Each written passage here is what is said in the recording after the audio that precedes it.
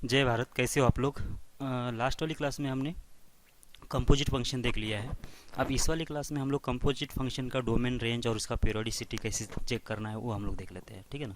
तो सबसे पहले तो हमने ये शायद डोमेन भी बोल दिया था, डोमेन और रेंज कैसे निकालते हैं, और कुछ क्वेश्चंस भी शायद लास्ट वाली क्लास में हमने सॉल्व कर लिया है।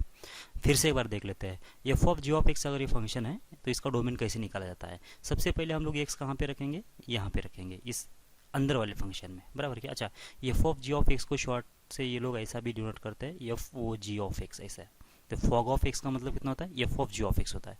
अगर कुछ किसी ने अगर ऐसा लिखा है, जी ओ एफ ऑफ एक्स ऐसा अगर लिखा है, तो इसका मतलब गॉफ ऑफ एक्स का मतलब कितना होता है, जी ऑफ एफ ऑफ एक्स होता है। इसका मतलब जी जो फंक्शन है उसके अंदर जो एक्स है उसको रिप्लेस करके हम लोग क्या लिखेंगे, एफ ऑफ एक्स लिखेंगे। ओके, अब यहाँ पे जी ऑफ एक्स के बदले हम लोग कितना लिख रहे हैं, एक्स लिख रहे हैं।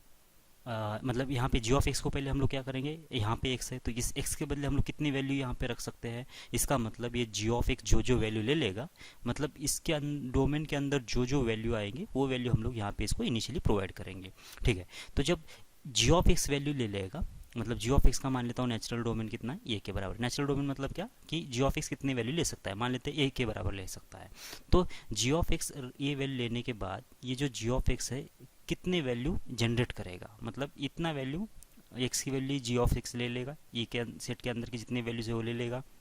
इतनी वैल्यू लेने के बाद जी ऑफ एक्स मान लेते कितना सेट मतलब जनरेट करेगा, मतलब इसका रेंज कितना होगा। अगर बी सेट जो है जी ऑफ एक्स अगर जनरेट कर रहा है तो इसका मतलब ये हो गया कि जो बी जो वैल्यू है, बी सेट की जो वैल्यूज है किसको जाने वाले हैं, ये बाहर वाले फंक्शन को, मतलब एफ को जाने वाले। समझ में आती है आपको बात। जब एफ को अगर ये बी सेट आ गया है, अब सोचो कि एफ का जो डोमेन होगा वो क्या होना चाहिए, ये बी के बराबर होना चाहिए। तो तब जब क्या होगा कि ये एफ ऑफ एक्स डिफाइन होगा।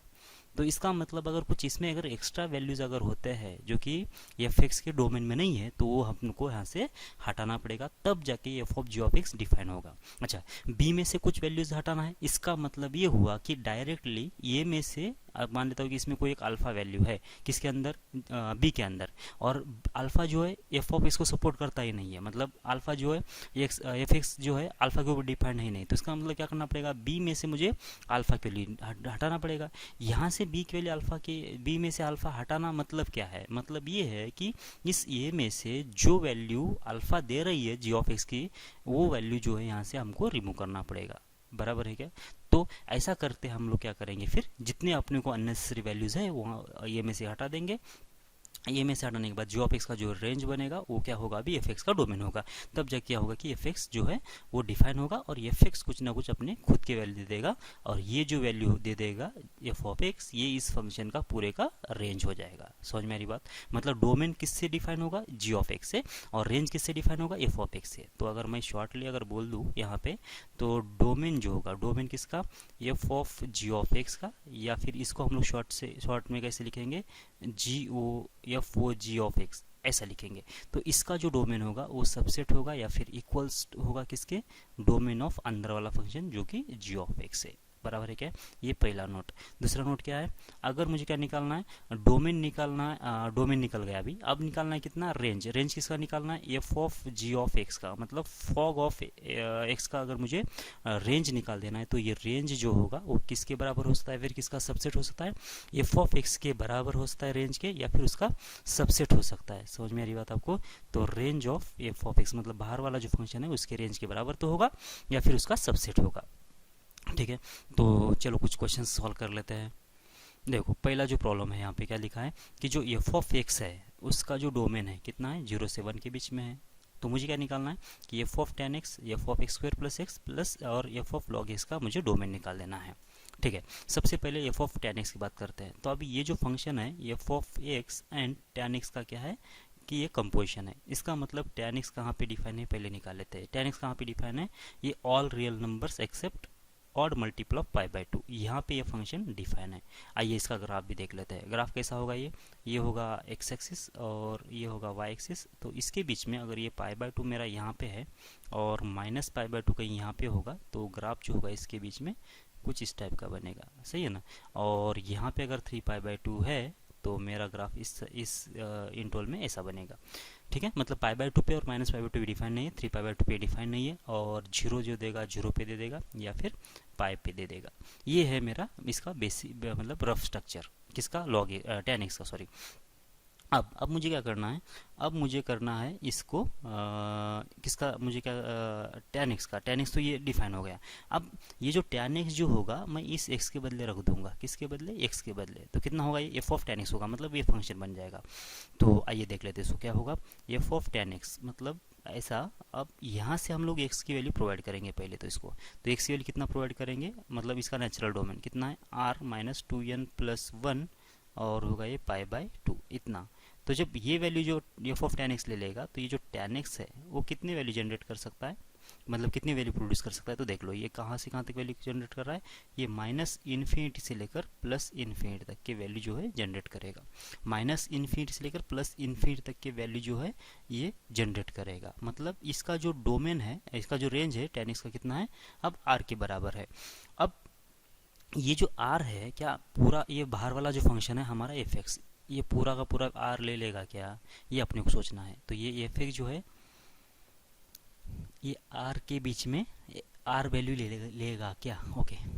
तो f(x) का जो डोमेन है कितना लिखा है यहाँ पे, 0 से 1 तक, इसका मतलब ये तो r के ऊपर तो डिफाइन नहीं, तो अपने को क्या करना पड़ेगा, इस r के बदले मुझे यहाँ पे वैल्यू कितने चाहिए, 0 से लेकर 1 के बीच में, इसके बाहर के वैल्यू मुझे नहीं चाहिए। इसका मतलब जो tan x है 0 से लेकर 1 तक के वैल्यू कहाँ कहाँ प्रोड्यूस कर सकता है, वो अपने को ढूंढना पड़ेगा, बराबर है क्या। तो उसके लिए अपने पास ग्राफ भी अवेलेबल है, वहाँ से 0 से लेकर 1 तक की वैल्यू कौन से आएंगे, तो ये तो है मेरा x एक्सिस, बराबर ना। तो x को 0 कौन सी लाइन, y को 0 कौन सी लाइन होगी, ये लाइन होगी, और y को 1 कौन सी लाइन होना चाहिए, ये वाला लाइन, बराबर क्या। तो ये यहाँ पे कट कर गया और ये यहाँ पे कट कर गया, ये कौन सा लाइन है, y को 1। अब इन दोनों की लाइन के बीच में देख लो, ये y को 0 की लाइन है नीचे वाली, और ये y को 1 की लाइन है। तो इनके बीच में इतने जो वैल्यूज़ है, ये वाला और ये वाला वैल्यूज़, ये कितने वैल्यूज़ है, 0 से लेकर 1 तक के बीच की वैल्यूज़ है। तो मुझे इतने इसके करस्पॉन्डिंग मुझे चाहिए x की वैल्यूज़, तो ये तो है 0 के बराबर, और मैं यहाँ से इसको अगर वर्टिकल ड्रॉ करूँ तो ये वाला पॉइंट क्या है मुझे अभी कोई आइडिया नहीं है, और ये वाला पॉइंट कौन सा है वो मुझे ढूंढना पड़ेगा। तो हमारा जो रेंज होगा, हमारा जो x का जो डोमेन होगा वो कितना होना चाहिए, तो इन दोनों वैल्यूज़ के बीच का वैल्यूज़ होगा, मतलब कौन सा, यहाँ से लेकर ये वाला पार्ट और यहाँ से लेकर ये वाला पार्ट मेरा इसका डोमेन होना चाहिए। ओके, तो निकाल दो कितना हो जाएगा, तो मुझे निकालना पड़ेगा ये y = 1 और tan x को सॉल्व करना पड़ेगा, तब जाके मुझे ये इसके करस्पॉन्डिंग ये जो पॉइंट है निकल जाएगा। ओके, तो किसको सॉल्व करना है मुझे, y = tan x को, और किसको, y = 1 को। कितना हो गया देख लो, ये tan x = हो जाएगा 1, और tan x जो होता है 1 होता है π/4 पे। इसका मतलब ये हुआ कि ये जो पॉइंट है वो कितना है, π/4 है। इसका मतलब ये जो गैप है 0 से लेकर इस पॉइंट तक का वो π/4 का है। इसका मतलब ये वाला गैप, ये वाला भी पार्ट भी कितना होना चाहिए, ये भी डिस्टेंस π/4 होना चाहिए। तो ये पॉइंट कितना होगा, ये होगा π + π/4, मतलब हो जाएगा ये कितना, ये पाई है ना, और इसके आगे मुझे π/4 डिस्टेंस जाना है, तो 5 π/4 ये हो जाएगा पॉइंट। ओके, तो अब लिख लेते हैं हम लोग इसका नया डोमेन, जो 0 से लेकर 1 तक क्या दे देगा, रेंज दे देगा। तो वो कितना होगा, x बिलोंग्स टू 0 से π/4। ओके ना, ये भी क्लोज और ये भी क्लोज, क्यों, क्योंकि यहाँ पे 0 और 1 भी क्लोज है इसलिए। ओके, अब दूसरा इंटरवल कौन सा था, ये था पाई से लेकर 5 π/4 तक। ओके, अब हम लोग इसको ऐसे आगे भी बहुत सारे इंटरवल्स आएंगे और इसके पीछे भी बहुत सारे इंटरवल्स आएंगे, क्योंकि पीरियोडिक है इसलिए। तो हमको क्या करना पड़ेगा, इसको जनरलाइज फॉर्म में लिख देना है। ओके, देख लो कैसे होगा ये, यहाँ पे 0 है, यहाँ पे पाई है, मतलब 0 पाई, 1 पाई, 2 पाई, ऐसे ना, मतलब इंटीजर मल्टीपल ऑफ पाई आएगा। ओके ना। ओके, जब यहाँ पे 0 था तो यहाँ पे π/4 है, यहाँ पे 1 था तो 5 π/4 है। इन दोनों में कितने का गैप आ गया, 4 का। तो इसका मतलब ये 4n + 1, मतलब ये 4 का तो गैप है, और ये ऑड नंबर्स है, तो ये 4n + 1 होना चाहिए। और मल्टीपल में कितना आ जाएगा, मल्टीपल में आ जाएगा π/4। तो ये होगा x बिलोंग्स टू, इसका यूनियन करना पड़ेगा, n बिलोंग्स टू हो जाएगा इंटीजर, बराबर। तो ये होगा इसका क्या, डोमेन। तो ये डोमेन इतनी वैल्यू जब ये ले लेगा tan x, तो कितनी वैल्यू प्रोड्यूस करेगा, ये वैल्यू प्रोड्यूस करने वाला है भी 0 से लेकर 1 तक के बीच में। और 0 से लेकर 1 तक को ये f(x) को कोई प्रॉब्लम नहीं है, ये अपने आप ले लेगा। ठीक है, तो बस ये इसका होना चाहिए फाइनल डोमेन। बात आपको समझ में आ रही है। तो मैं दूसरा सॉल्व कर रहा हूँ, कौन सा है इसमें, f(x² + x + 1। अब इसकी बात कर लेते हैं फिर से। एफ ऑफ एक्स का जो डोमेन है कितना है 0 से 1 तक, तो अब अपने को क्या चाहिए, f of x square plus x plus 1 का डोमेन चाहिए। तो फिर से एक बार देख लो x square plus x plus 1 का जो है ये कितनी वैल्यू जनरेट करेगा। यहाँ पे पहले तो x square plus x plus x square plus x plus 1 का पहले डोमेन निकाल दो, कितना आ जाएगा। ये तो लीनियर पॉलिनोमियल मतलब क्वाड्रेटिक इक्वेशन है, तो इसका तो इसके वजह से कोई रिस्ट्रिक्शन नहीं है, बराबर ना। ये तो वैसे खुला ही है, वैसे इसमें कुछ भी रखो इसको कोई दिक्कत नहीं है, बराबर है ना। तो x square plus x plus 1 तो ये ऑल रियल नंबर्स ले सकता है, बराबर है। तो इसका ग्राफ कैसे बनेगा, तो ये देख लो एक्स स्क्वायर का कोएफिशिएंट पॉजिटिव है और ये शायद होगा एक्स एक्सिस, ये होगा वाई एक्सिस, ठीक है ना। इसका वर्टेक्स निकाल दो, वर्टेक्स कितना आ जाएगा -b/2 ए, मतलब हो जाएगा -1/2। चलो इधर निकाल लेता हूँ ना, -b/2 ए कितना हो गया -1/2। अब निकालना पड़ेगा -d/4a, ओके। माइनस का माइनस, डी मतलब कितना b square minus 4ac divided by कितना 4 इंटू ए की वैल्यू कितना, एक ये का ये रहेगा, ओके। माइनस बी स्क्वायर मतलब हो जाएगा 1 और 4 इंटू ए की वैल्यू कितना 1 है, सी की वैल्यू 1 है, ये 4 इंटू ए की वैल्यू कितना 1 है, तो कितना होगा ये माइनस माइनस तो हो जाएगा 3/4, ओके। तो 3/4 आया ना।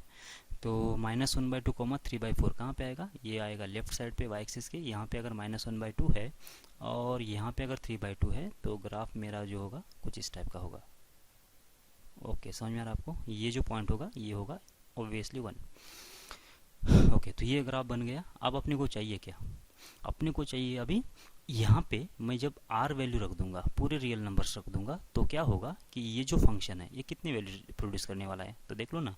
ये इसके करस्पॉन्डिंग वैल्यू कौन सी है, ये है 3/4 और ये 3/4 से ग्राफ तो लगातार ऊपर जा रहा है, तो कब तक जाएगा ये प्लस इन्फिनिटी तक।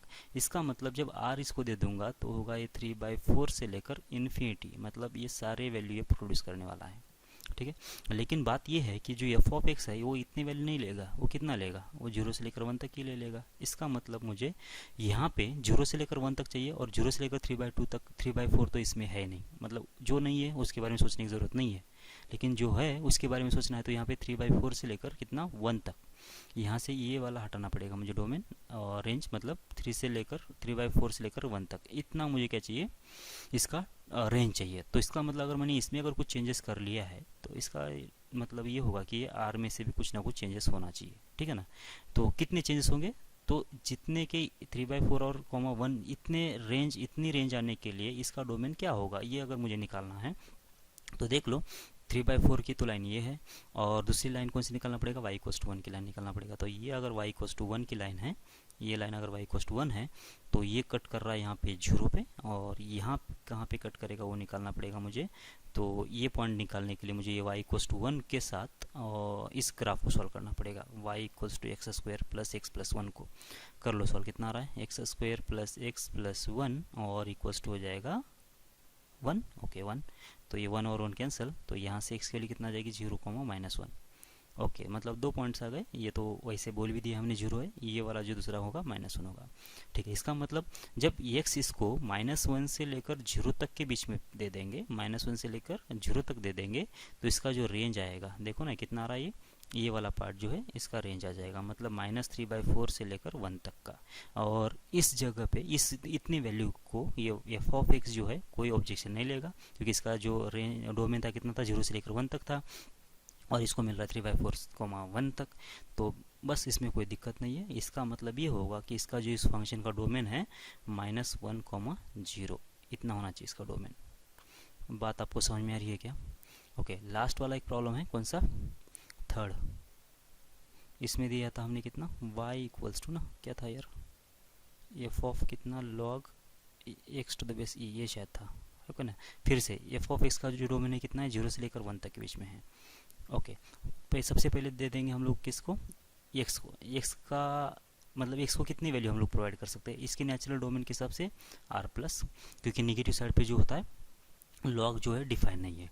लेकिन जब इसको r+ वैल्यू दे देंगे तो लॉग जो होगा कितने वैल्यू प्रोड्यूस करेगा, लॉग जो होगा कितने वैल्यू प्रोड्यूस करेगा, तो ये करेगा पूरे रियल नंबर्स। कैसे, इसका ग्राफ देख लेते हैं। ये हो गया x एक्सिस, ये हो गया y एक्सिस। लॉग x का ग्राफ जो होगा कुछ यूं टाइप का, मतलब तलवार टाइप का होगा ना। तो y= कितना आ जाएगा log x⁻e, ठीक है, ओके। तो अब इसमें ये वाला जो पॉइंट है कौन सा है, ये तो 1 के बराबर है, और 1 पे वैल्यू कितना आ जाएगी लॉग एक्स की, 0 आ जाएगी, मतलब वाई एक्सिस को कट करेगा, मतलब इसका रूट होगा ये। ओके, अब देख लेते हैं, ये है 0 से आगे, 0 से आगे जब जाएगा तो ये वैल्यू कितनी प्रोड्यूस करने वाला है, माइनस इन्फिनिटी से लेकर प्लस इन्फिनिटी, इतनी वैल्यू प्रोड्यूस करने वाला है। ओके, अब ये जब आर इसका रेंज आ रहा है लॉग एक्स टू बेस ई का, ये वैल्यू, ये जो रेंज है एफ एक्स के लिए क्या बन जाएगा, डोमेन बन जाएगा। लेकिन एफ एक्स का हमने डोमेन पहले कितना बोला है, 0 से लेकर 1 तक ही है, मतलब ये आर का तो कुछ काम है ही नहीं। मुझे कितना चाहिए, ये लॉग एक्स के जो है, जो 0 से लेकर 1 तक के वैल्यूज़ कब आ रही है वो मुझे ढूंढना पड़ेगा, और उतना ही मुझे क्या चाहिए, इसका डोमेन चाहिए। तो 0 से लेकर 1 तक वैल्यू कब आ रही है, देख लो ना, ये अगर ये आर प्लस है, ये अगर आर प्लस है, तो इसमें तो अगर आर आ रहा था, तो 0 से लेकर 1 तक वैल्यू कब आएगी वो निकालने के लिए मुझे निकालना पड़ेगा यहाँ से एक लाइन, ये मतलब y इक्वस टू 0 की line and y equals to 1 की लाइन। अगर ये y इक्वस टू 1 की लाइन है तो इनके बीच में जो होगा, इसका जो रेंज होगा लॉग एक्स का कितना है, 0 से लेकर 1 के बीच में, तो मुझे इसके करस्पॉन्डिंग वैल्यू निकालना पड़ेगा कौन सी है। तो ये वैल्यू कैसे निकालेंगे, तो ये y इक्वस टू 1 और लॉग एक्स टू बेस ई को सॉल्व करके, ठीक है, सॉल्व कर लो, कितना हो जाएगा, log x to base e equals to 1, x के लिए कितना जाएगी, ई का पावर 1, मतलब कितना हो गया, एक्स इक्वल्स टू ई, मतलब ये इसके करस्पॉन्डिंग जो वैल्यू है वो कितना है, ई के बराबर है। ओके, तो इसका मतलब ये हुआ कि ये रेंज, ये डोमेन अगर मैं हटा देता हूँ और इसके बदले नया डोमेन लेता हूँ कितना, 1 से लेकर ई के बीच में, तो ये जो फंक्शन है अब कितने वैल्यू जनरेट करेगा log x to the base e, 0 से लेकर 1 तक, और ये 0 से लेकर 1 तक को एफ एक्स को कोई प्रॉब्लम नहीं है, बराबर, इसके तो डोमेन में आ गया। इसका मतलब इसका जो डोमेन बनेगा इस पूरे फंक्शन का, ये 1 से लेकर ई तक बनना चाहिए। सही है, ओके, आपको समझ में आ रहा है क्या। एक और प्रॉब्लम दे देता हूँ मैं आपको, वो उसे आपको सॉल्व करके मुझे भेज देना है। वैसे ही सेकेंड प्रॉब्लम बोल देता हूँ मैं इसको। एफ एक्स का जो डोमेन है, मान के चलो कि कितना है, 1 से लेकर 3 तक के बीच में है, और मुझे निकालना है f of mod of box x का, मुझे इसका डोमेन कितना है का बताना है आपको, ठीक है। ओके,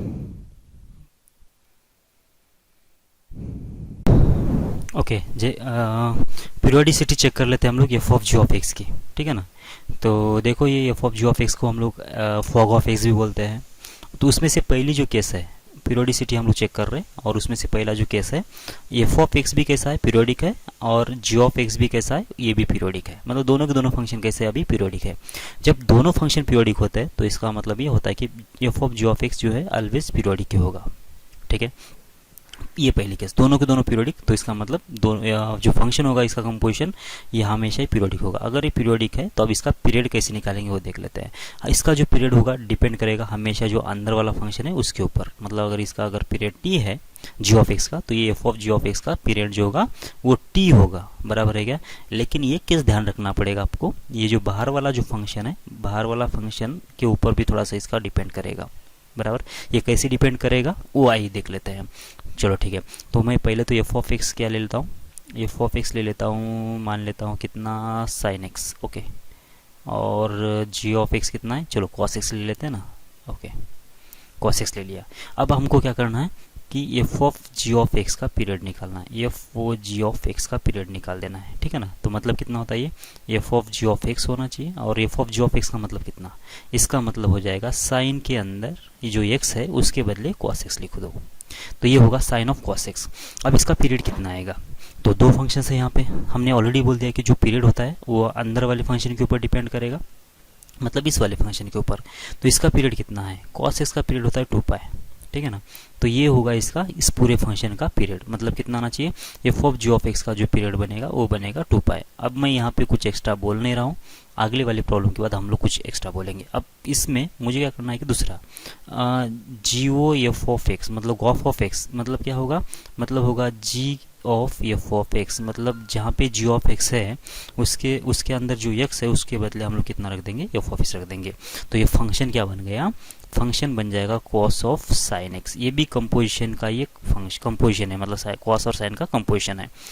सिमिलर अभी इसमें भी क्या है कि दोनों फंक्शन पीरियोडिक है, तो ये अंदर वाला जो फंक्शन है इसका पीरियड कितना होगा, इसका पीरियड होगा 2 पाई, बराबर है क्या। तो इसका मतलब ये होना चाहिए कि अगर अंदर वाले का पीरियड अगर 2 पाई है तो ये पूरे फंक्शन का पीरियड कितना आना चाहिए, इस पूरे फंक्शन का जो पीरियड आना चाहिए 2 पाई आना चाहिए, जैसे यहाँ पे हमने बोला था 2 पाई। लेकिन यहाँ पे जो होगा ना इसका पीरियड कितना आएगा, पाई आएगा। अब क्यों आएगा वो भी देख लो, ठीक है ना। अच्छा, ये कौन से केसेस में मैं ऐसा कर रहा हूँ कि हमने जो एलसीएम वाली केस में भी हमने कुछ केसेस में ऐसा बोला था कि जो पीरियड है वो जो एलसीएम आता है उतना नहीं होता, उससे आधा होता है या फिर कुछ कम के केसेस में देखना पड़ता है। वो कौन से केसेस में देखा था हमने, cos x और sin x होता है तो tan x और cot x होता है तो sec x और cosec x होता है, तो उस वाले केस में हम दोबारा देख लेंगे, लेकिन मैक्सिमम दूसरे वाले केस में देखने की जरूरत नहीं। वैसे यहाँ पे भी देख लो इसका जो पीरियड है पाई क्यों है, तो उसके लिए अपने को क्या करना पड़ेगा कि डेफिनेशन क्या होती है पीरियोडिक फंक्शन की, F of x plus T कितना होना चाहिए, एफ ऑफ एक्स होना चाहिए। कोई दिक्कत है, कोई दिक्कत नहीं है, बराबर है क्या। मतलब अगर ऐसी डेफिनेशन अगर किसी फंक्शन के लिए सेटिस्फाइड होती है तो इसका मतलब जो टी होना चाहिए इसका पीरियड होना चाहिए। ये बात समझ में आ रही है आपको। तो हम लोग यहाँ पे कॉस ऑफ साइन हम लोग कितना लगा देते हैं, अगर एक्स प्लस 2 पाई लगा दिया, मतलब 2 पाई पहले इसका पीरियड है क्या देख लो, तो बिल्कुल, तो साइन एक्स प्लस 2 पाई कितना हो जाएगा, वो तो साइन एक्स के बराबर ही होगा, तो ये साइन एक्स का साइन एक्स बन जाएगा, तो ये तो खुद के बराबर बन गया। इसका मतलब 2 पाई तो इसका पीरियड है। अब पाई के लिए भी चेक कर लो कितना हो जाएगा, कॉस ऑफ कितना साइन एक्स प्लस पाई होगा ना। अगर ये एक्स प्लस पाई होगा तो इसका मतलब देख लो कितना आ जाएगा, कॉस ऑफ ये होगा माइनस साइन एक्स, ठीक है ना। और कॉस जो है इवन फंक्शन है तो ये तो नेगेटिव तो ही खाया जाएगा, इसका मतलब फंक्शन इसका जो वैल्यू कितना इसका ये कितना आ जाएगा, कॉस ऑफ साइन एक्स ही आएगा। और ये कॉस ऑफ साइन एक्स जो है वो कैसा है, वो इसके बराबर ही है, बराबर ना, कॉस ऑफ साइन एक्स के बराबर। इसका मतलब इसका पीरियड कितना हो गया, पाई के बराबर हो जाना चाहिए, बराबर है क्या। अब अगर यही लॉजिक अगर या फिर ये वाला कैलकुलेशन अगर इसके लिए करते हैं, इस ऊपर वाले के लिए, तो क्या बन जाएगा, देखो ना, साइन ऑफ कितना कॉस एक्स प्लस पाई, बराबर ना, पाई अगर इसका पीरियड मान के चलता हूँ तो cos of pi x plus pi कितना आ जाएगा, इस साइन का साइन, और ये हो जाएगा माइनस कॉस एक्स, बराबर ना, थर्ड क्वाड्रेंट है तो हो जाएगा माइनस कॉस एक्स। अब माइनस कॉस एक्स जो है ना, ये माइनस जो है बाहर का ऑड फंक्शन होने की वजह से माइनस जो है बाहर फेंक देगा, ये तो होगा minus sine of cos x. अब ये जो फंक्शन है और जो ओरिजिनल फंक्शन है वो तो नेगेटिव से डिफर आ गया ना, मतलब ये तो इसके बराबर नहीं है, इसका मतलब इसका पीरियड पाई नहीं हो सकता, यहाँ पे इसका पीरियड पाई हो गया। समझ में आ रही है आपको बात। इसका मतलब अब इसमें ये देखना पड़ेगा अगर दोनों के दोनों फंक्शन पीरियोडिक है तो ये बाहर वाला जो फंक्शन इवन है क्या, अगर बाहर वाला फंक्शन अगर इवन होता है तो इसका पीरियड जो है रिड्यूस होके हो सकता है, बराबर है। ओके, एक और प्रॉब्लम देख लेते हैं। जैसे कि मान लेता हूँ एफ ऑफ एक्स कितना है, ये 2 सेकेंड प्रॉब्लम कितना कर लेते हैं हम लोग, कॉस एक्स ही कर लेते हैं। और दूसरा जो जी ऑफ एक्स कितना लेते हैं, जी ऑफ लेते हैं फ्रैक्शन ऑफ एक्स। ओके, क्या ये फंक्शन पीरियोडिक है, हाँ, कितना है 2 पाई है। ये फंक्शन पीरियोडिक है बिल्कुल, 1 इसका पीरियड है, ठीक है। अब क्या कर लिया हमने, f of g of x निकाल दिया, ठीक है ना। ओके, तो cos of x, f of g of x कितना है, फ्रैक्शन ऑफ एक्स है। अब अंदर वाला फंक्शन पीरियोडिक है क्या, बिल्कुल है, तो इसका मतलब पीरियोडिक होगा, तो इसका पीरियड कितना होना चाहिए, 1 होना चाहिए। अब बाहर वाला फंक्शन जो है इस वाले केस में, इस बाहर वाला फंक्शन जो है वो इवन है तो भी इसको कोई टेंशन नहीं है, तो भी इसका पीरियड कितना होगा, ये 1 ही होगा। क्यों 1 होगा, क्योंकि यहाँ पे फ्रैक्शन ऑफ एक्स का जो ग्राफ है वो कैसा है, हमेशा ही ऊपर ही है ना, एक्सिस के ऊपर ही है ना, तो ये कभी निगेटिव में है ही नहीं। अगर ये निगेटिव में है ही नहीं तो इसका में कॉस वाला, इसका आंसर कभी निगेटिव आ ही नहीं रहा, तो कॉस क्या करेगा, कोई इसको तो कुछ नहीं कर सकता, बराबर है क्या। तो इसका मतलब इसमें जो पीरियड होगा वो नहीं होगा।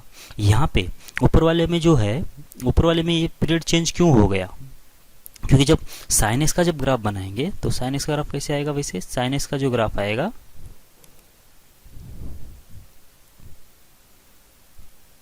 क्या हो गया भाई इसको, साइन एक्स का जो ग्राफ आएगा कैसे आएगा, वो तो ऐसा आ जाएगा, इस टाइप का, ये 0 से लेकर 2 पाई के बीच में। मतलब ये जो ग्राफ है और ये ग्राफ दोनों कैसे सेम ही है, बस ये निगेटिव से डिफर है, बराबर है क्या। तो इसको ऊपर लेके अगर आ जाते हैं हम लोग तो डायरेक्ट ग्राफ कैसे बन जाएगा, ये तो इसके बराबर ही दिख जाएगा ना ऐसा। तो इस वाले केस में इसकी वजह से क्या हो रहा है कि ये जो है पीरियड इसका रिड्यूस हो रहा है, क्योंकि नेगेटिव साइन अगर मैं बदल देता हूँ तो ये इसके बराबर दिखना स्टार्ट हो जाएगा। लेकिन यहाँ पे ऐसा नहीं है ना, ये फ्रैक्शन ऑफ एक्स में, तो इसमें तो क्या होगा कि डायरेक्ट इसका पीरियड 1 का 1, मतलब जो अंदर वाला फंक्शन है उसके बराबर इसका पीरियड रहेगा, भले बाहर ये 1 फंक्शन होगा तो भी, ठीक है। तो अब बात आती है कि कौन से केस में हमको देखना है, कौन से केस में नहीं देखना है। तो ऐसा कोई हार्ड एंड फास्ट रूल है नहीं कि मतलब एक रूल बोला जाए और उसके ऊपर ही सारे क्वेश्चंस टिके रहे। तो आपको थोड़ा बहुत मतलब आइडिया आ सकता है कि मतलब ये फंक्शन इसका पीरियड कितना होता है उतना, ये सारी चीज़ें हम लोग थोड़ा मतलब रफली बोल सकते हैं कौन सी मेथड लगा देना है, लेकिन वो परफेक्ट मेथड नहीं है। आपको हर एक केस में कोई ना कोई ऑप्शनल मतलब उसमें भी मतलब एक्सेप्शन मिलेगा, उसके लिए आपको चेक करना पड़ेगा, ठीक है ना। ये प्रैक्टिस से हो जाएगा, टेंशन लेने की ज़रूरत नहीं है। अब केस 2 की बात कर लेते हैं। केस 2, इसमें क्या होगा कि एफ ऑफ एक्स जो है ये होगा नॉन पीरियोडिक, ठीक है ना, और जो अंदर वाला फंक्शन होगा जी ऑफ एक्स वो हो जाएगा पीरियोडिक, ठीक है। तो ये वाली केस में क्या करना है, बाहर वाला फंक्शन कैसा है नॉन पीरियोडिक, अंदर वाला फंक्शन जो है पीरियोडिक है। तो इस वाली केस में भी f of g of x मतलब अंदर वाला जो फंक्शन पीरियोडिक होगा तो मुझे बाहर वाले फंक्शन को देखने की ज़रूरत नहीं है, ये भी हमेशा पीरियोडिक ही बनेगा। समझ मेरी बात, क्यों? क्योंकि ये जो ऊपर वाली केस थी ना ये वाली, उसमें भी क्या था कि एफ ऑफ एक्स और जी ऑफ एक्स दोनों के दोनों पीरियोडिक थे, लेकिन हमने जो है ये बाहर वाले पीरियोडिसिटी की बात ही किया ही नहीं ना।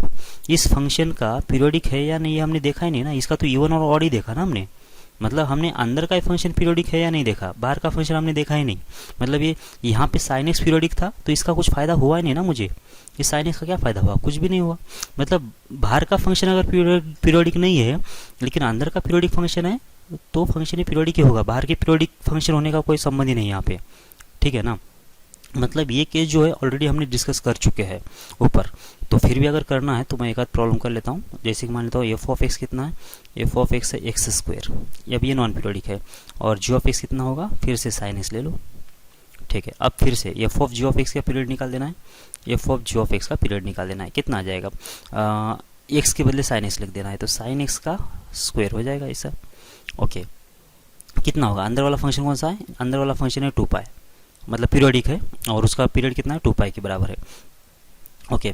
तो अब पूरे फंक्शन का पीरियड 2 पाई तो है वैसे, लेकिन क्या इससे कम पीरियड आ सकता है क्या, वो डिपेंड करेगा बाहर वाला फंक्शन इवन है और है, क्योंकि साइन एक्स हो कैसा है कि नेगेटिव और पॉजिटिव दोनों वैल्यू दे देगा ना। तो बाहर वाला फंक्शन जो होगा कैसे होगा, इवन है, मतलब पावर अगर इसका 2 है तो मैं पाई के लिए चेक कर लूँगा, तो साइन एक्स प्लस पाई, और ये थर्ड क्वाड्रेंट हो रहा है और पाई के मल्टीपल में आ रहा है तो इसका मतलब साइन एक्स ही होगा, लेकिन नेगेटिव में आएगा, क्योंकि थर्ड क्वाड्रेंट में क्या होना चाहिए, जो साइन एक्स होता है वो होता है नेगेटिव, ओके। तो इसका स्क्वायर और इधर से भी इसका स्क्वायर, कितना बन गया ये साइन स्क्वायर एक्स बन गया ना, ये तो खुद के बराबर ही आ गया। इसका मतलब क्या आना चाहिए कि ये function f of g of x कैसा होगा, पीरियोडिक होगा, और इसका पीरियड कितना आएगा, पाई के बराबर आएगा, 2 पाई के बराबर नहीं आएगा। क्यों, क्योंकि ये बाहर वाला फंक्शन कैसा है, वो था इवन, इसलिए, ठीक है ना, ओके। कुछ और प्रॉब्लम देख लेते हैं। जैसे कि मान लेता हूँ एफ ऑफ एक्स कितना है, मॉड एक्स के बराबर है। मॉड भी कैसा होता है, मॉड भी तो पीरियोडिक ही है ना, इवन ही है ना। जैसे कि मॉड एक्स का ग्राफ कैसे होगा, ऐसा होगा ना, मतलब ये वाई एक्सिस सिमेट्रिक है, मतलब ये भी कैसा इवन ही है, मतलब ये f of g of x ही हो गया वैसे। मतलब एफ ऑफ एक्स जो है वो ले लेता हूँ मैं मॉड एक्स, और जी ऑफ एक्स ले लेता हूँ साइन एक्स, ऐसे। अब f of g of x कितना बन जाएगा, मॉड ऑफ साइन एक्स। तो मॉड अगर कैसा है, इवन फंक्शन है, तो इसका भी पीरियड कितना होगा, पाई के बराबर हो जाना चाहिए, ठीक है, okay. Mod of ten x कितना आएगा, मॉड ऑफ टेन एक्स देख लो, बाहर वाला फंक्शन कितना है, एफ ऑफ एक्स कितना ले लेते हैं हम लोग, मॉड एक्स ले लेते हैं, और जी ऑफ एक्स कितना ले लेते हैं, टेन एक्स ले लेते हैं। तो यहाँ से f of g of x कितना बन गया, ये तो बन गया मॉड ऑफ टेन एक्स, ठीक है, मॉड ऑफ टेन एक्स। अब इसका जो पीरियड बनेगा कितना बनना चाहिए, तो अंदर वाला फंक्शन पीरियोडिक है, हाँ बिल्कुल है, इसका पीरियड कितना है, पाई के बराबर है, लेकिन बाहर कितना था, मॉड था, तो क्या इसका पाई बाय 2 पीरियड बनेगा क्या, तो अगर पाई बाय 2 अगर बन गया तो क्या होगा, टेन का तो क्वाट बन जाएगा, ten x plus pi by 2 कितना होगा, क्वाट होगा, और ये तो ओरिजिनल के बराबर आएगा नहीं, इसका मतलब इसका पीरियड अभी रिड्यूस नहीं होगा, ये पाई के बराबर ही रहेगा, भले बाहर का क्या है, इवन फंक्शन है तो भी, ठीक है। तो ये बात आपको प्रैक्टिस से पता चलेगा कि इसका पीरियड कितना आएगा वैसे, ओके। एक लास्ट केस है, थर्ड केस, उसका भी देख लेते हैं। केस थर्ड, उसमें क्या आएगा, दोनों के दोनों फंक्शन जो हो गए भी नॉन पीरियोडिक होगी, नहीं, एफ ऑफ एक्स जो होगा वो पीरियोडिक होगा, ये होगा पीरियोडिक, और अंदर वाला फंक्शन जो होगा नॉन पीरियोडिक, ये होगा पीरियोडिक, और अंदर वाला फंक्शन मतलब जी ऑफ एक्स जो होगा, ओके। तो बाहर वाला फंक्शन पीरियोडिक है और अंदर वाला फंक्शन जो है नॉन पीरियोडिक होगा, तो क्या होगा, मतलब जी ऑफ एक्स जो होगा नॉन पीरियोडिक होगा तो क्या होगा। तो फिर से f of g of x की बात कर रहे हैं हम लोग, ओके।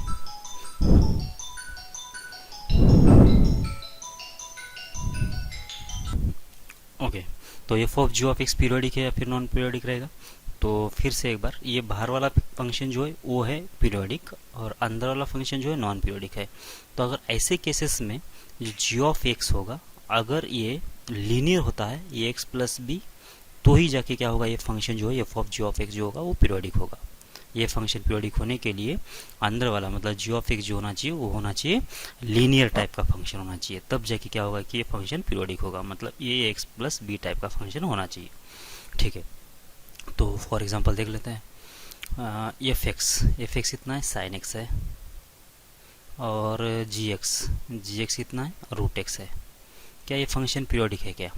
तो f of g of x कितना आएगा, तो हो जाएगा साइन ऑफ रूट एक्स। अब ये पीरियोडिक फंक्शन नहीं होगा। क्यों नहीं होगा? क्योंकि अंदर लीनियर नहीं है। अच्छा, इसका एक्सप्लेनेशन भी दे सकते हैं हम लोग, मतलब जब एक्स की वैल्यू और रूट एक्स की वैल्यू देख लो, इसके बारे में सोच लो कितना आएगा। जब 0 से लेकर 1 तक के बीच में होगा एक्स, ठीक है ना, तो रूट एक्स कितना आ जाएगा, वो भी आएगा 0 से लेकर 1 तक के बीच में। मतलब इसका एक यूनिट डिस्टेंस कवर करने के लिए एक्स को भी एक यूनिट ही कवर करना पड़ रहा है। लेकिन जब ये 1 से लेकर 4 के बीच में होगा ये एक्स, मतलब जब इसमें 3 या 4 यूनिट डिस्टेंस कवर कर गया, तो मॉडिस कितना आ जाएगा इसका, 1 से लेकर 2 तक ही आएगा। मतलब उस रूट एक्स को 1 डिस्टेंस कवर करने के लिए पहले इनिशियली 1 यूनिट टाइम लगा, बाद में 1 यूनिट डिस्टेंस कवर करने के लिए कितना लगा, 1 से लेकर 4 तक, मतलब 3 यूनिट टाइम लगा। इसके बाद अगर मुझे 2 से लेकर 3 तक के बीच में जाना है, कितना 2 से लेकर 3 तक के बीच में जाना है, तो इसका मतलब कितना जाना पड़ेगा, ये 4 से लेकर 9 तक, मतलब 5 यूनिट डिस्टेंस कवर करना पड़ेगा। मतलब ये डिस्टेंस जो लगातार बढ़ ही रहा है ना, मतलब एक्स एक्सिस का जो डिस्टेंस है वो सिमेट्रिक अगर नहीं है तो ये फंक्शन पीरियोडिक कैसे बन सकता है, बराबर ना। तो इसका मतलब पीरियोडिक तो है ही नहीं, बराबर। ओके, अब दूसरा फंक्शन एफ ऑफ एक्स ले लेता हूँ मैं, कितना, फ्रैक्शन ऑफ एक्स ले लो, पीरियोडिक है। और जी ऑफ एक्स कितना लेते हैं, वो भी लेते हैं एक्स स्क्वायर। ओके, बाहर वाला लेना पड़ेगा आपको periodic. Okay, g of x ले लेते हैं एक्स स्क्वायर, क्योंकि एक्स स्क्वायर कैसा है, पीरियोडिक नहीं है। ओके, अब देख लो इसका कंपोजिशन बना लेते हैं। तो f of g of x बना लिया हमने, कितना बन जाएगा वैसे, फ्रैक्शन ऑफ एक्स स्क्वायर और इसका क्लोज। अब ये हमारा एक्स है, ये हमारा एक्स स्क्वायर है। अब 0 से लेकर 1 तक के बीच में अगर देता हूँ मैं एक्स की वैल्यू, तो ये एक्स स्क्वायर कितना दे देगा, 0 से लेकर 1 तक के बीच में वैल्यूज़। और अगर 1 से लेकर 2 तक के बीच में अगर एक्स होगा हमारा, तो एक्स स्क्वायर कितना दे देगा, 1 से लेकर 4 तक के वैल्यूज। इसका मतलब ये 1 यूनिट डिस्टेंस है, तो यहाँ पे तो गैप बढ़ गया ना, इधर ये भी तो 1 डिस्टेंस था, तो यहाँ पे भी 1 यूनिट डिस्टेंस था।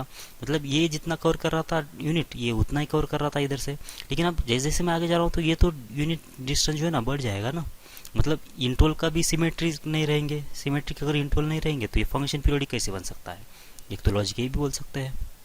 दूसरा लॉजिक क्या था, बाहर वाला फंक्शन फ्रैक्शन ऑफ एक्स तो पीरियोडिक है, लेकिन अंदर वाला लीनियर नहीं है, इसलिए पीरियोडिक नहीं है, बराबर है क्या। अब दूसरे फंक्शन, दूसरा पहला tan ले लिया, और दूसरा लीनियर फंक्शन लेते हैं ए एक्स प्लस बी। अब ये पीरियोडिक है क्या, बिल्कुल पीरियोडिक है। इसका पीरियड कितना आएगा, pi divide by mod of a, ये इसका पीरियड होना चाहिए, ठीक है ना। तो आपको थोड़ा बहुत आइडिया आया होगा कैसे सॉल्व करना है पीरियोडिक।